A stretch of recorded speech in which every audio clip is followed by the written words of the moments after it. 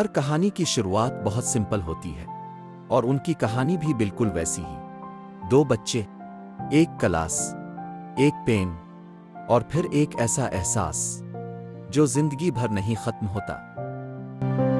सलमान, जिसकी उम्र 14 साल होती, ईज़े जो कि सिर्फ 12 साल की थी। इस दिन मैंने इसे पहली दफा देखा। ईज़े बिल्कुल चाप अपनी ही दुनिया में गुम, और उस पल मुझे लगा कुछ तो स्पेशल है। टेस्ट शुरू हुआ तो मैंने ईज़े से पेन मांगा। इसने पेन दिया। उज़ू कहती है कि संभाल कर रखना, ये मेरा फेवरेट पेन है। मैंने शर्माता हुआ कहा, जी क्यों नहीं।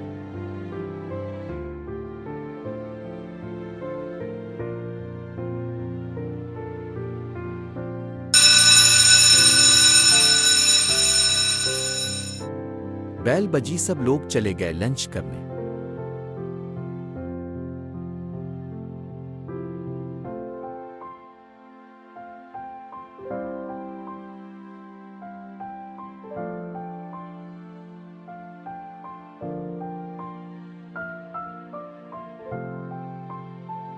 मैंने कहा, थैंक्स, ये लो पेन वापस। लेकिन ईज़ू कहती है कि नहीं, रख लो, तुम्हें दोबारा जरूरत पड़ जाएगी। इस दिन ये पेन सिर्फ पेन नहीं था, ये हमारी कहानी का पहला सफ़ा था।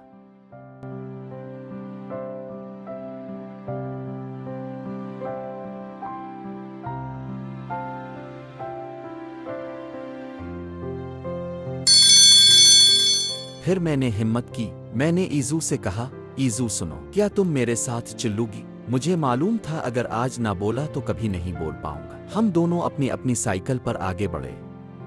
मैं इसे स्कूल से थोड़ी दूर एक पुराने खामोश से बाग के पास ले गया। मैं रुका और ईज़ू को देखा। वो हैरान खड़ी थी।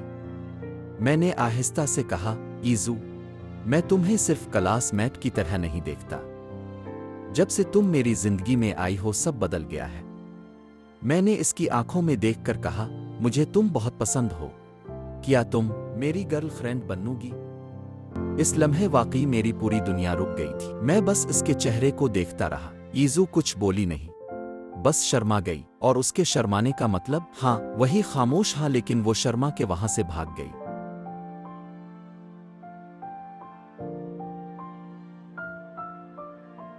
हमारी दोस्ती और मोहब्बत शुरू होते ही टूटने वाली थी। अगले दिन अले मुझे नदी के किनारे बुलाया। जब मैं वहां पहुंचा तो देखा कि अलिफ नदी के किनारे खड़ी है। वो बहते हुए पानी को खामोशी से देख रही थी और उसकी पुश्त मेरी तरफ थी। मुझे लगा वो किसी गहरे ख्याल में डूबी हुई है। मैं इसके पास गया और खुशगवार लहजे में पूछा, तुम इतनी खामोश क्यों हो अलिफ? अब तो तुम मेरी गर्लफ्रेंड हो। अगले हफ्ते साइकिल पर लंबी राइड पर चलेंगे, क्या कहती हो? आहिस्ता से मेरी तरफ मुड़ी।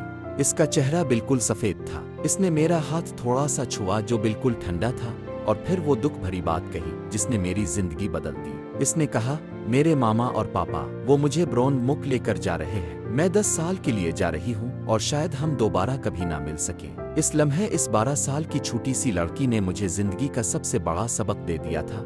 मोहब्बत का मतलब सिर्फ मिलना नहीं होता, कभी कभी इंतजार करना भी मोहब्बत होता है। और यूं हमारी कहानी का पहला बाब इस नदी के किनारे खत्म हो गया। अब बस मेरा 10 साल का इंतजार शुरू होने वाला था। ये कहकर वो नम आंखों के साथ चली गई।